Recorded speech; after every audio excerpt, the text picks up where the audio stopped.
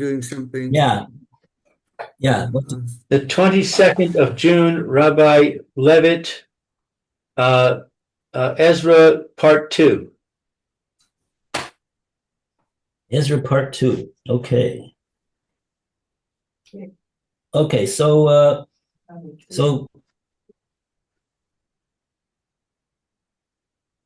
yeah, the Gemara seems to be going on over here with this whole subject. Yeah, that's the question. Did Daryavish, in the language of the Gemara, did Daryavish become chametzik? That's the Gemara's question. Meaning, did he turn sour? Like, was there something that was not so proper in his intentions behind the actions that he did? And the actions that he did was that he commanded the Tatanau and all the governors in that region to assist the Jews and make sure that the temple is speedily rebuilt and there shouldn't be any delay, and use your money that you have from your taxes and make sure that they have enough funding in order to do the building, and not only that, to make sure that they have enough funding in order to do the avodas beis hamikdash once the building is built. And then the next pasuk after that, this is in chapter 6. It's pasuk Yud, and he adds, this is the letter that Daryavish sent to Tatanau. He says that, and you should do all of that so that they may offer pleasing offerings to Hashem of heaven and pray for the lives of the king and his children. So we have over here that the note mentions that the Gemara in Rosh Hashanah takes Daryavish to task over here for engaging in being altruistic with non-altruistic motives. Mm-hmm. So we were wondering, why is it non-altruistic to ask the Kohanim to daven for the king and his welfare?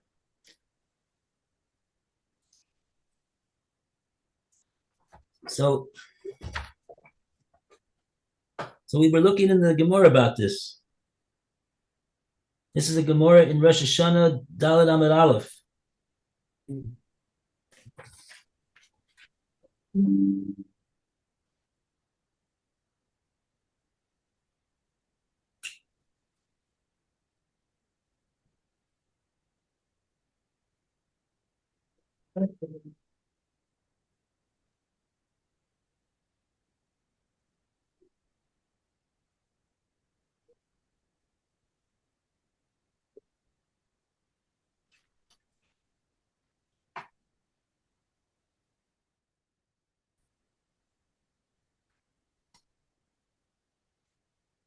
Because the Gemara is mentioning something about the fact that after Daryavish was appointed, he turned sour. He wasn't as good as he started out to be. And then there's a discussion. What happened? What do you mean? Who says so? Maskit La Rav Kahana, the bottom of 3b. Umi hechmitz. Did he actually go sour? Daryavish? Aksin. Does it not say in the pasuk that, and then it quotes on the top of Dav Daled Amud Aleph, it quotes the pasuk in our Sefer Ezra of pasuk Tes, where it mentions over there that Tatanau, the Trans-Euphrates governor, should empty the coffers of the taxes over there and assist the Jewish people to make sure that the Beis Hamikdash is built speedily without any delays. That doesn't sound like he went sour. On that, the Gemara said, Amar lo Rabbi Yitzchak, Rebbe, mitunach. Take a look at the next pasuk that it says over there. What's the terrible thing about it says in the next pasuk, pasuk Yud? It says that we should supply them all of these all of these things to build the Beis Hamikdash and to do the avodah in the Beis Hamikdash. So in pasuk Yud it says so that they will offer offerings pleasing to Hashem, and they will also daven for the lives of the king and his children. So the Gemara asks our question really. Umanda Ovid Hochi Lav Mal Yusahi? What do you mean?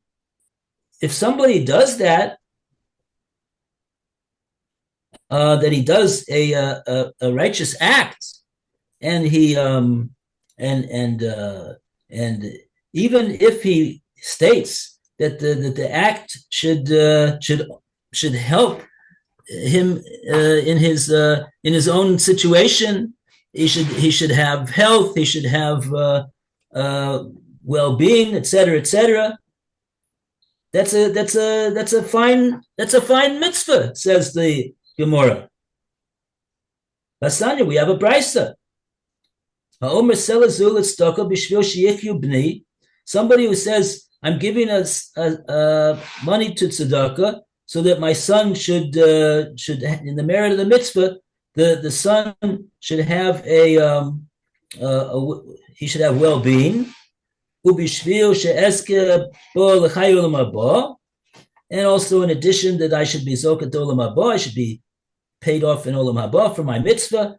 Harei tzaddik gomor. The Brisa says if a Jew says such a thing, he's a tzaddik gomor. The fact that he says that the mitzvah that he wants to do should have some positive effects upon his son in this world is not a bad thing. Anyway, the Gemara says, Lo kasha. This brisa that you've raised is not a question over here. Kan be Yisrael, kan be. It's true. If a Jew says that, the brisa was talking about a Jew. If a Jew says that, it definitely is. He's a tzaddik gomor. But for some reason, if a Ovid Kochavim says so it's not. So now we need to know what's the difference. But wait a second, isn't Darius Jewish? Isn't he the son of Esther?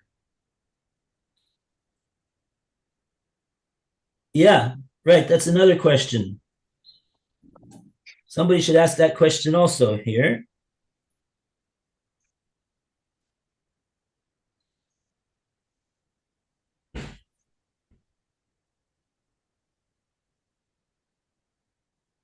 Kind of strange.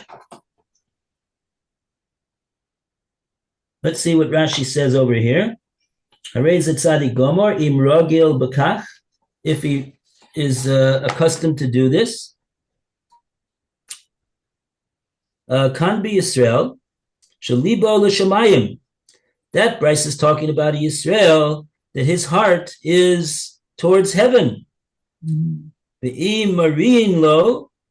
Oh, what's the proof that his heart is to heaven, even though he made a condition that he wants some benefit from the mitzvah that he did in this world?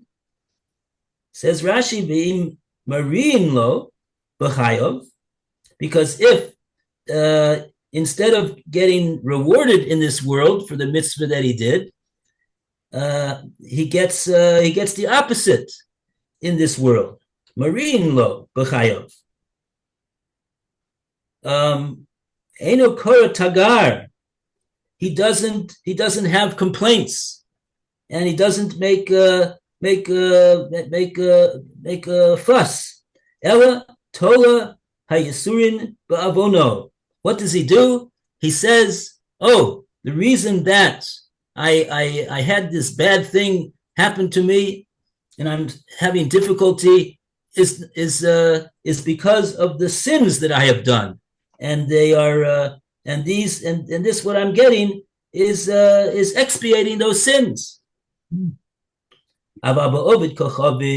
But with someone who's not a Jew, if they don't do good for to him in the good act that he did,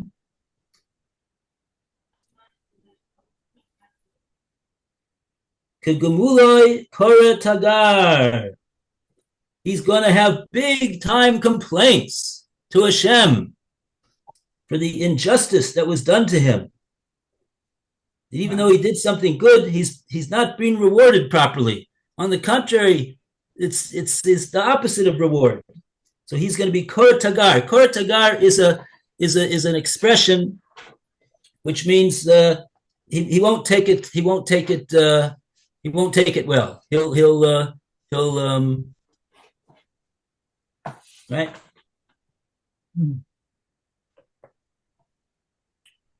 Okay, I don't see anything here.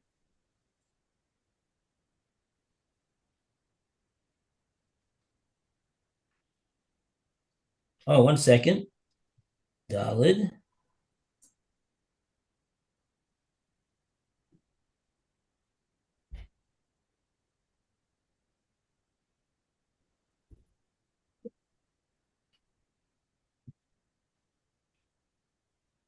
Oh, no one deals with this. I don't see anything here about this question that Lou has raised.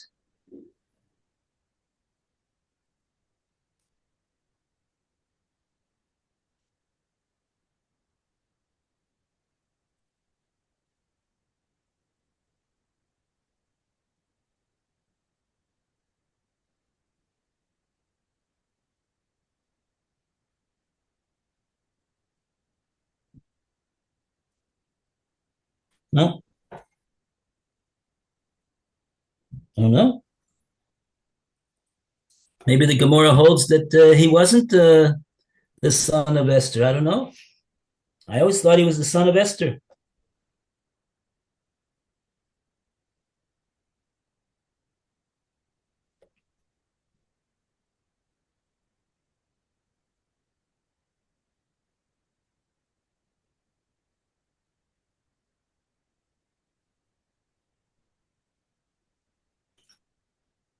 Okay. Then the Gemara brings another proof that he turned sour, Daryovish. Where do we know that he turned sour? Except because we got a pasuk dalid in this same parak that we're in. Nidbachin di even galal talasa. Nidbak di hadas. Nivkasa mean Beis Malka Tisyoev. What does that mean? Oh, that was the structure of the building.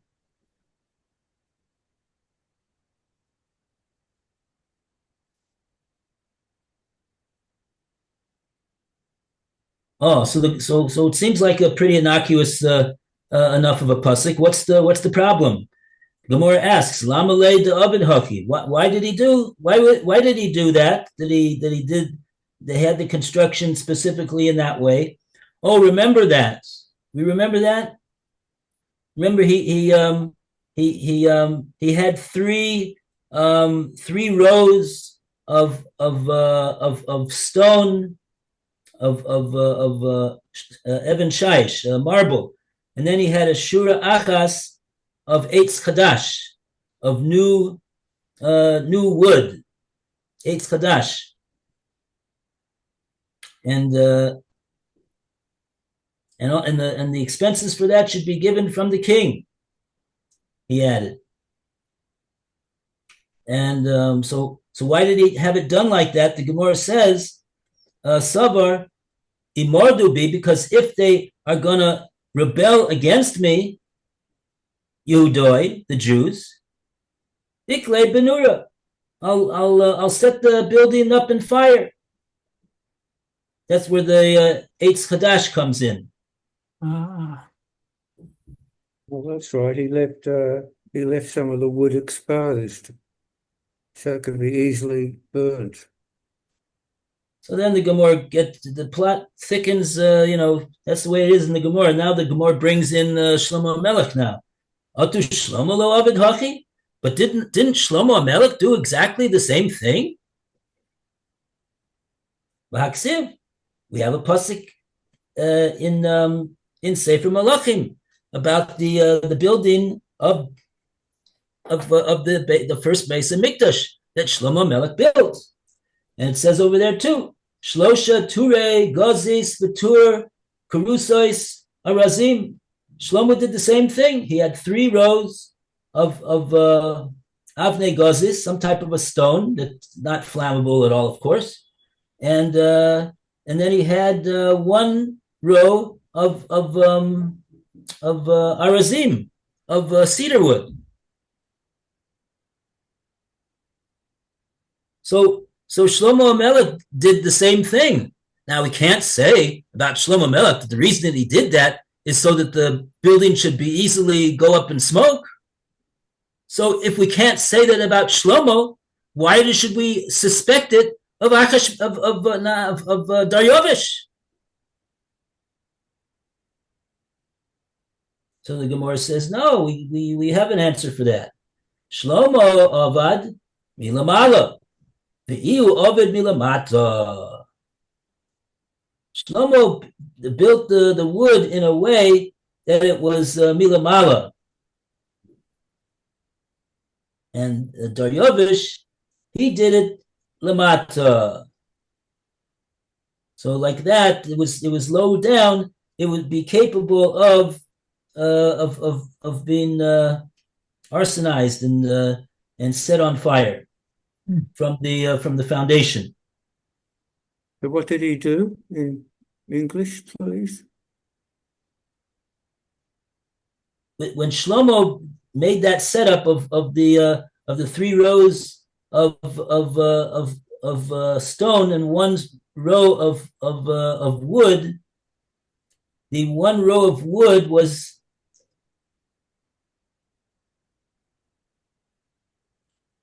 milamala.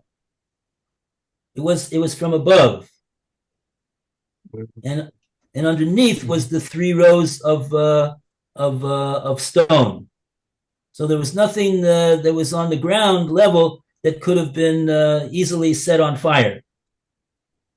But Daryovish, he did the row of wood milamata, meaning that it was readily accessible from the yesod, from the foundation of the binyan of the building, that you'd be able to set the wood row on fire. No. I don't think there was a place. I don't think there's been any damage in Jerusalem. That I know of. Okay, so the Lord makes other differences between Shlomo and Daryovish. Yeah, definitely like asking how we were. So, and then I thought, I really should find out. I spoke with her from a being. Wow. The Gemara gives another thing that Daryovish did that we could deduce from there that he had turned sour. Amar Rav Yosef, Tema Rav Yitzchak, Minalan dehechmitz. Where do we know that he turned sour? Mihacha, from here. This is a pasuk. Oh, we didn't do this pasuk. This is a pasuk in the next sefer, in Nehemiah. The Omer Li HaMelech. Okay, so in any case, fine. So we're not learning Sefer Nehemiah, but let's see. Is there any conclusion over here that the Gemara reaches? This last year, Esther Vega. Oh, I asked you, Vega. This is this work to see how long you are. Everybody okay? The voice back into the. All right, just wanted to see how I'm doing.